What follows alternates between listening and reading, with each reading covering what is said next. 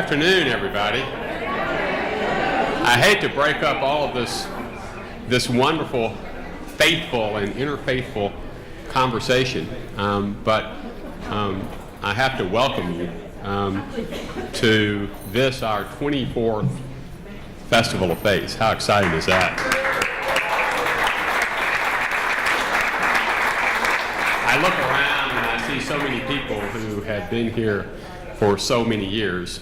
We are grateful for your ongoing participation. And those of you who are here your first year, it's perfect because this is a great warm-up for next year, which will be a very, very special 25th anniversary. I'm Turney Berry. I'm the chairman of the board of the parent group, the Center for Interfaith Relations. Just a very brief word about our 30,000-foot purpose. The Festival of Faith was created to celebrate the good work that people of faith, houses of worship, faith traditions do in our community and around the world. We thought it was very important 25 years ago when we thought of the festival, and we still think it's very important not to abandon to the forces of negativism the dramatically good things that faith does. So we celebrate all the faiths in our community and all the faiths around the world who are represented here and who will be represented for the next few days. We've done that over the years by focusing sometimes internally on practices of the various faith traditions, life cycles and things. Sometimes we focus on the interaction of faith traditions in the world. And this year, of course, we're talking about the very important, very timely topic of faith and science. To that end, I can't think of a better place to be right here on the banks of the Ohio. The reason, of course, that Louisville itself is right here in our very own Science Center, which for the last 10 years has been presided over by one of the most dynamic people in Louisville, whom I'm delighted to introduce as our hostess this evening, and in a sense our spiritual hostess for the entire festival, and that's Joe Ha. Come up and welcome us. Thank you.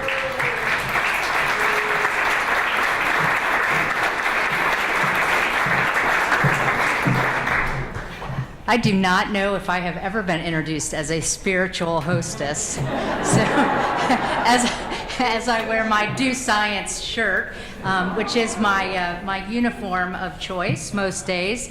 Welcome to Kentucky Science Center. We are very excited to host this opening interfaith celebration. The work of the Science Center is to demonstrate the intersection of science in our everyday lives in all ways. Our mission is to encourage people of all ages to do science in engaging, entertaining, and educational ways to inspire a lifetime of learning.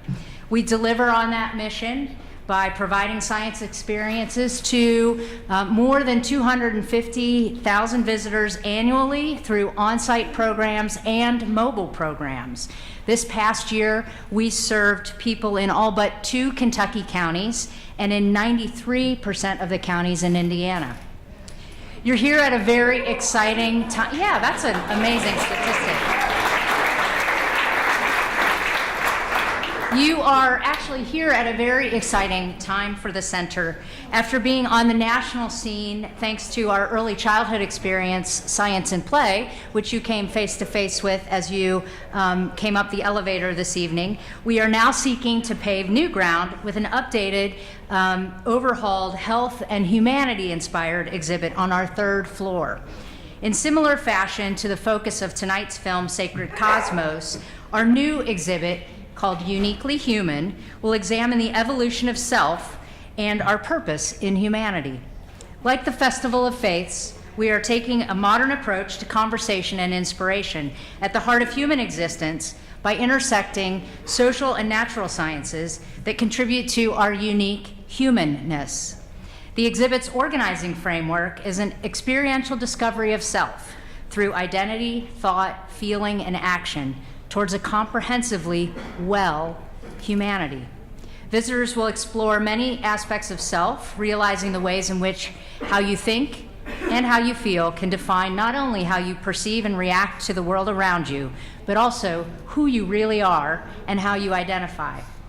Our goal is that visitors will understand and develop and sustain healthy physical, mental, emotional, and environmental habits, develop new insights about themselves, their families, and the broader community they are a part of, and be inspired to both reflect and act in ways that make our world a better place. Curiosity and exploration are as much a part of the scientific process as they are a part of faith. It's exciting to know that in Louisville, we will be wondering, dialoguing, investigating connections, and developing insight and inspiration together this week as we journey through the pathways of faith and science. Welcome.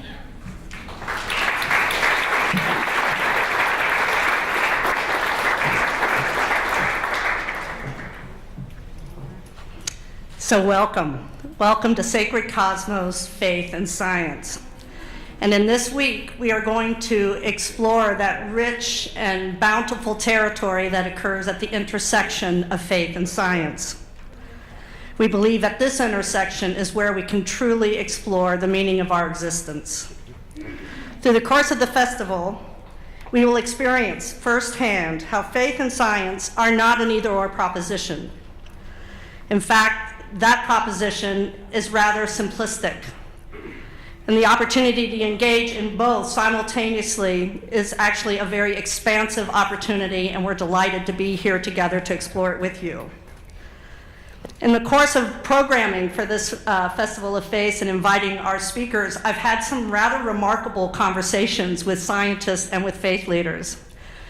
I had a scientist approach me and say, you know, science is actually a contemplative practice. I was like, yes.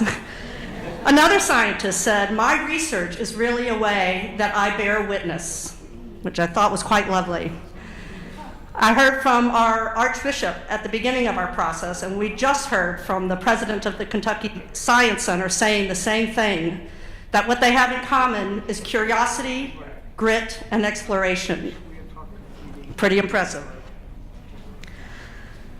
Science and faith, another person said, science and faith are the scaffolding that hold us up by providing us the rigor and the discipline that help us explore the difficult conversations about suffering and truth. And at the same time, they infuse us with this extraordinary possibility of wonder and awe. This opening celebration at the heart of the Kentucky Science Center will be an expression of science and faith in playful dance. A song and a prayer and a reflection that will manifest at the heart of this space that we all share together and celebrate our common humanity and our place in the universe.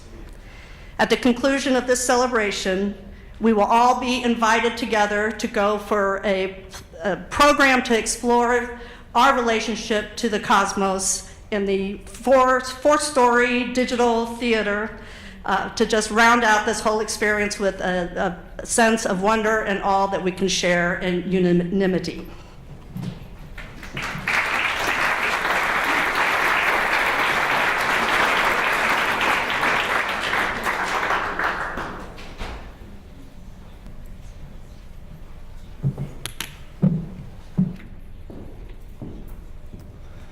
Say Yat-e. Greetings to you, relatives. My name is Pat McCabe, and I'm also known as Wayakpa Najiwi, Woman Stand Shining. And it's a great honor to be here again this year, and it's a great honor to be with you in this exploration. So if I could, I'd like to ask if we could all stand.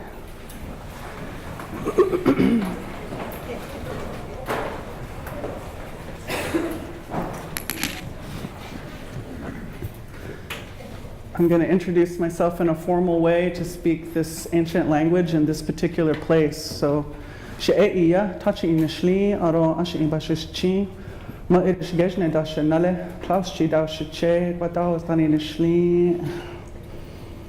So I want to honor the original caretakers of this part of the Mother Earth, the Shawnee, the Osage, the Miami people. And the reason I asked you to stand is if you would, if we can all face out this window to see. So I want to say a prayer here on behalf of our coming together, which is always a sacred and profound thing when we come together with intention and consciousness. So I'll address this to this sacred river and to this holy water. Mini wachozane waka, holy water of life. Wopila, ahyehe, ahyehe, ahyehe. Thank you for all that you are. We can't even know everything that you are. To say H2O is one way of knowing you, but there's so many other ways of knowing you. You're the blood of our mother, the milk of our mother that binds all living things together as family. So we just want to take this moment to acknowledge you. Thank you for supporting all of my relatives here in this land. The men's nation, women's nation, all of the life, the flying ones, swimming ones, creepy crawling ones, four-legged ones.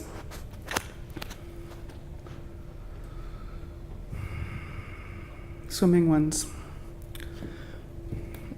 I want to acknowledge that all of our ancestors had a drink of all this water that we've had here this evening, and they also drank of it. All the ancestors of all the life have drank of this same water. It's always been the same water. You have held us.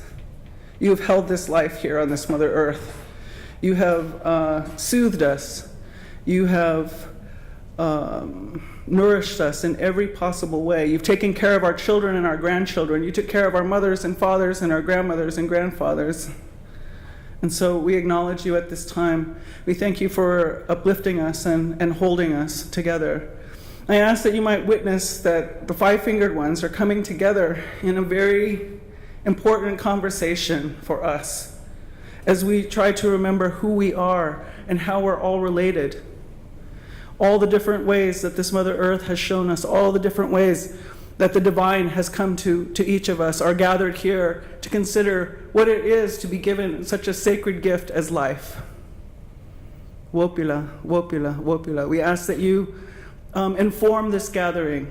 We ask that you inform the speakers, and also that you open the hearts, minds, bodies, spirits of all who have come to witness, that we can receive something that we need here, something that will open us, that will expand our view. I ask for this on behalf of the very highest possibility of life and light and love, and for all the future generations to come, 7 generations ahead, 7 generations behind. Right now, we are living the prayers and the understanding of our ancestors, and we give thanks to them. Let what we send forth into the future for the next 7 generations be mindful, be of right mind, right heart, right body, and right spirit. Wopila, ahyehe, mitakwie oyasin. Thank you, relatives.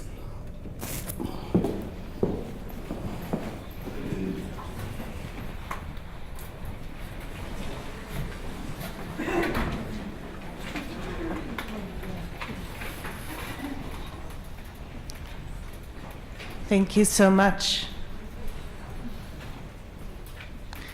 I am Rabbi Nadia. Every Jewish prayer begins with the same words, Baruch atah Adonai Eloheinu melech haolam, which means, blessed are you, Lord God, creator and ruler of the universe. With every blessing, we acknowledge God's divinity and power throughout the universe, recognizing that it is from God that all blessings flow. And then we connect our own actions with God's word, as we affirm that the food that we eat, the beauty that we see, the learning that we undertake, the actions that we enact, all of these choices are sourced in our Creator, the source of unending blessings. As we bless our Creator, we root ourselves in the source of blessings and pray that all of our actions will yield blessings to this world that we have been given to steward. The rabbis taught that the act of blessing liberates sacred energy, and that our intention and actions can connect the upper world with the lowered realm. We have the power to connect and the power to destroy. Blessed be the source of wisdom who has gifted Torah, or learning, to us, that we may study this world and understand our purpose, that we may use our power for good. Blessed be our Creator who has infused within us the desire to understand and who has helped us to create science so that we may find a shared language with our fellow human beings that can give us the tools to become better stewards of our planet and of our bodies, all of which are gifts on loan to us. May we use our powers wisely and welcome all learning and all tools and resources that can help us to become better stewards of the gifts entrusted to us. Blessed be the one in whose image we are all created. For we have within us the sparks of curiosity that can inspire us to shed light where once there was only darkness, fear, and ignorance. Blessed be the source of creation who has created multiple pathways to truth, and planted each of us on different stepping stones along the way so that we can illumine the unique corners that we encounter. May the day come soon when science will be recognized as a vehicle through which spirit acts and scientific discovery as blessings that we unearth when we uncover new ways of understanding how God has created this world. May knowledge lead to a deeper gratitude and understanding. As Jews begin the count from Passover to Shavuot, preparing ourselves to re-experience revelation on Mount Sinai, let us all work to become more open to the infinite ways that wisdom seeks to become known by us in our own unique way.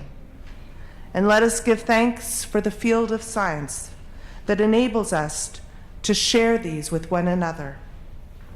May our time together tonight inspire us in our own sacred journeys through this amazing universe that was created for us and that we are blessed to call home.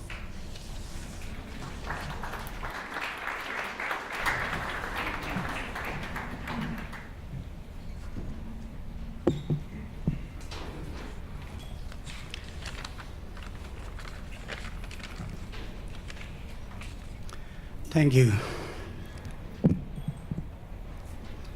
I'm honored to this wonderful open ceremony, the part of this. And so before my prayer, I try to say something, few words about the faith and science. In Buddhism, from the very beginning, Buddha Shakyamuni said, "O monks, scholars, just as God is tested by burning, cutting, and robbing, likewise examine my words thoroughly and then accept them, but not just because you have respect, devotion to me." By saying this, he taught the followers to understand the base of reality, such as the true truth and Four Noble Truths, through four kinds of reasoning. Likewise, the great Buddhist scholars, Nagarjuna, Chantakirti, and others, have also established the true nature of each thing, the relative and absolute truth, through reasoning of dependent origination, how all things are interconnected. That approach is very similar to the process of physical science in establishing the reality of things. In Buddhism, in addition to those scientific processes, there is an extensive explanation of the nature of mind. Therefore, His Holiness the Dalai Lama also consistently advises us to serve the purpose of humanity through the combination of both religious and scientific methods, and through abandoning negative actions while engaged regularly in positive words, thoughts, and actions. So I have my prayer on here, but first I will be offered to on my language.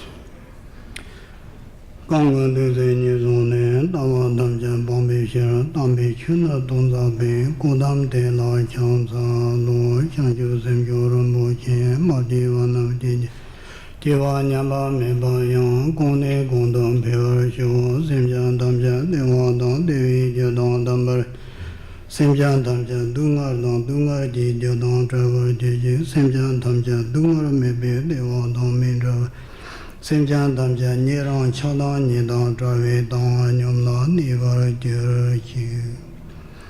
May all beings have happiness and the cause of happiness. May all beings be free from suffering and cause of suffering. May all beings never lose the happiness beyond or suffering. May all beings abide in equanimity, free from attachment or origins. Thank you.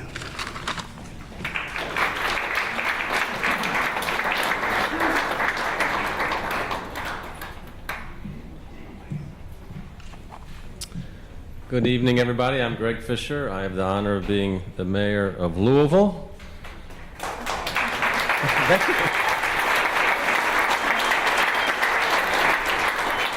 Well, thank you. I haven't said anything yet, but no, I'm very honored to be the honorary chair of the Festival of Faiths here in our 24th year. To me, this is one of the pinnacle events of our city, and it just continues to draw attention from all over the world and all over our city as well, because I think so many people are seeking the ability to make an impact on our city and our world today, and so much of that comes together here at the festival. We're living in a time right now when too many people in positions of power are viewing the topic that we're talking about here tonight, science and faith, science in particular, with suspicion and hostility, using science as a tool to divide rather than a tool to unite. Here in our city, we understand that science and faith go hand in hand, whether it's faith in a higher power or faith in the people around us, and the need for all of us to recognize and respect and celebrate our interdependence, our interconnectedness, our common humanity. There may be many faiths, but we have one heart indeed. Compassion is one of our core city values that we've been happy to celebrate over these past 8.5 years. We've had almost 50 cities come from around the world to understand how we celebrate this value and why we talk about human values from the secular pulpit each and every day. So I think we're onto something here. We've been honored as an international model city of compassion for 4 years in a row. Just this past week, we completed our 8th annual Give a Day Week of Service, and that's a community-wide festival of volunteerism, community service, I would say the science of empathy as well. And I'm happy to announce that we've set a new world record for compassion with 235,000 volunteers and acts of compassion in our city just this past week.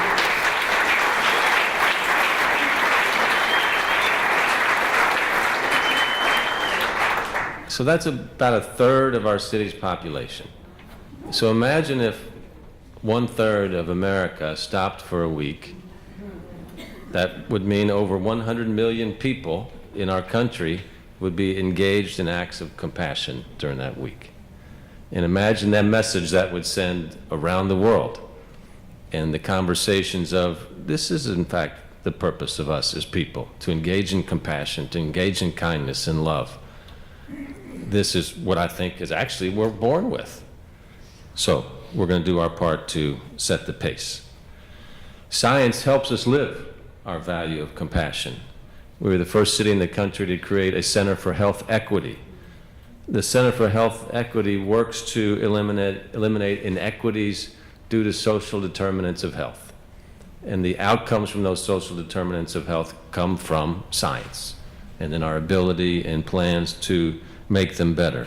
Many of these inequities also can be traced to institutionalized and government-sanctioned racist policies from the past. That we can't control the past, we can control the present, we can certainly control the future to eliminate things like mortgage redlining and make sure we don't have digital redlining in our community, to eliminate the impacts of urban renewal with the impact of investing in our communities that are most vulnerable. Then there's the Compassionate Schools Project, which I'm glad to say my friend Owsley Brown led in our community, teaching compassion and mindfulness to Jefferson County Public School students to help them become better learners and better citizens. The largest project of this kind ever attempted in the world. We're now in our 4th year here in our city, and we're linking compassion and brain science to achievement for young people to accelerate their brains and close the achievement gaps, which are the bane of much of our educational system. And then there's the Green Heart Project in Louisville that's being conducted with the University of Louisville's Center for Enviromics. Green Heart Louisville is a first of its kind scientific experiment using crowdsourcing data through the web, through the ultimate sensor, and that sensor is the human being, and our ability to gather data by humans collecting all this data through sensors. And we're studying if increasing green space in the neighborhood will improve air quality and cardiovascular health and return us to the humility that so many humans have lost with this notion that we are somehow separate from nature. We are, in fact, nature.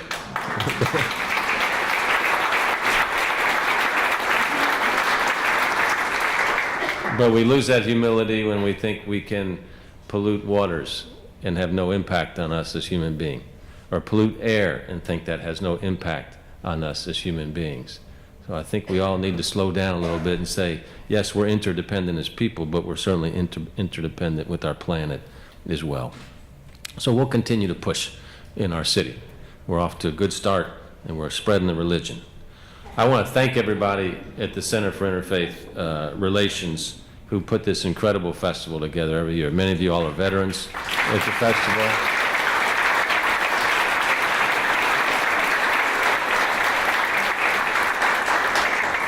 I want to thank our pioneers with the festival, the Brown family, Christy and Owsley. You guys, the festival wouldn't happen without you all. So thank you so much.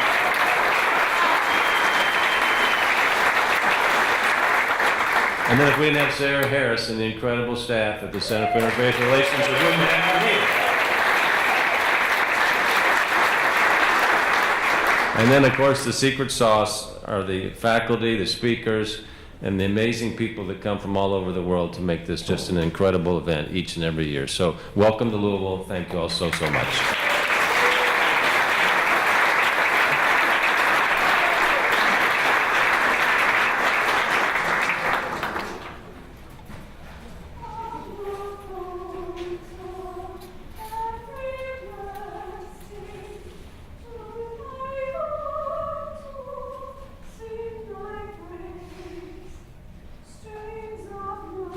Sing, never sing, sing, call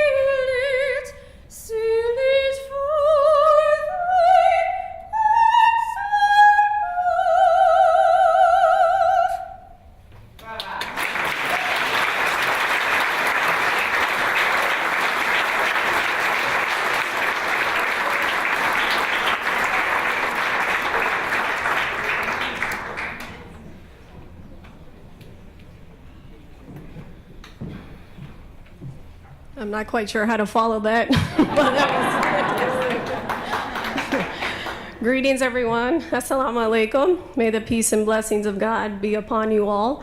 My name is Mariam Hussein. I'm a physician from Ohio, and I'm very honored to be here. I come from a tradition, a career tradition of all faiths, and physicians of old that were not just physicians, but they were philosophers, they were thinkers, they were scientists, and they were people of faith. And so in the times in the world when things don't make sense and when you feel disconnected, I always go back to the Quran, and so I'll be reading a few verses from that holy book. In the name of God, most gracious, most merciful. God is the one who spread out the earth and set therein mountains standing firm and rivers. For every fruit he placed, two of a pair, he covers the day with the night. Verily in this there are signs for people who reflect. Behold, in the creation of the heavens and the earth, in the disparity of night and day, in the ship which runs upon the sea for the profit of mankind, in the water which God sent down from the sky, thereby reviving the earth after its death, in the beasts of all kind he scatters therein, in the change of the winds and the subjected clouds between the sky and earth, here are signs for people who are wise. Thank you.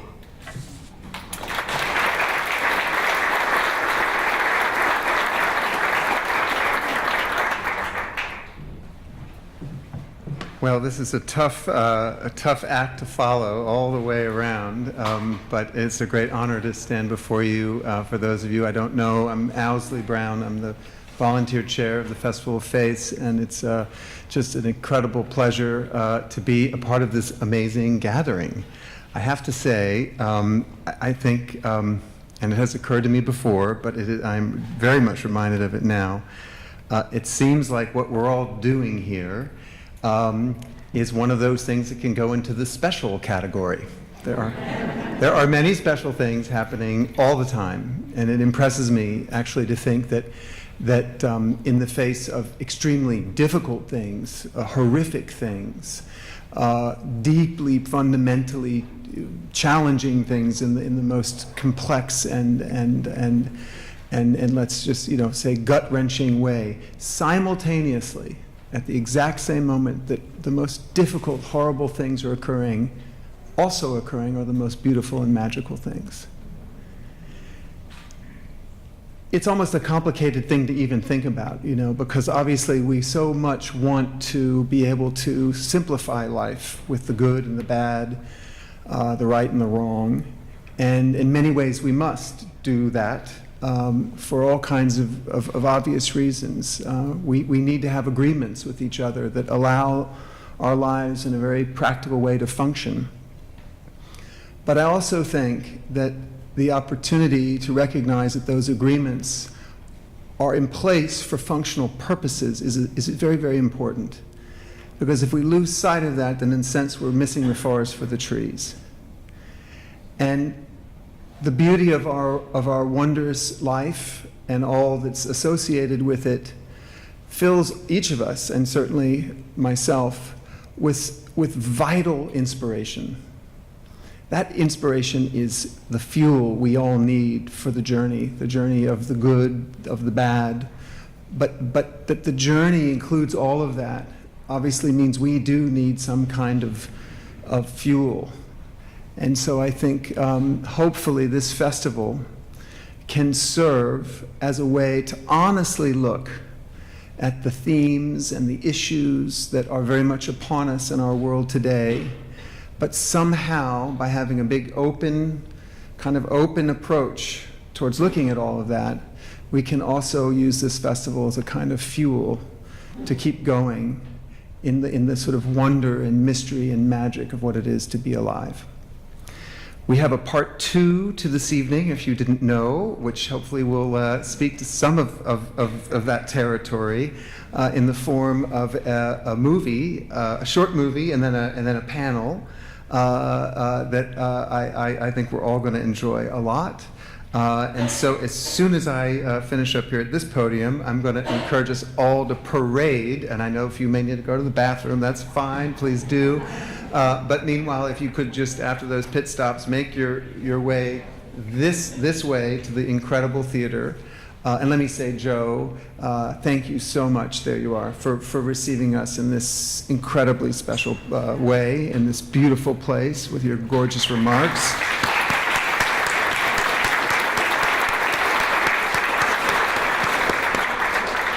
And there are too many thanks to offer up, but I do, of course, want to thank our chairman, Turney Barry, and also Mr. Mayor, our co-chairman of this year's festival, for your never wavering support of this wild thing called the CIR and the Festival of Faith.